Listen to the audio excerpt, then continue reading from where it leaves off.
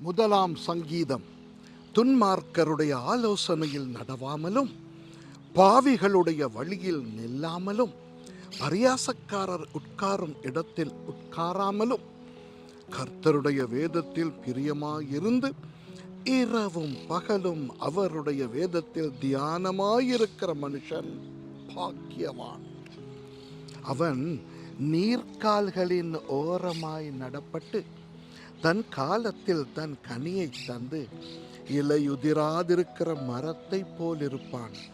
அவன் செய்வதெல்லாம் வாய்க்கும். துன்மார்க்கரோ அப்படி இராமல் காற்று பறக்கடிக்கும் பதரை போல் இருக்கிறார்கள். ஆகையால் துன்மார்க்கர் நியாய தீர்ப்பிலும் பாவிகள் நீதிமான்களின் சபையிலும் நிலை நிற்பதில்லை. கர்த்தர் நீதிமான்களின் வழியை அறிந்திருக்கிறார், துன்மார்க்கரின் வழியோ அழியும். ஆமென்.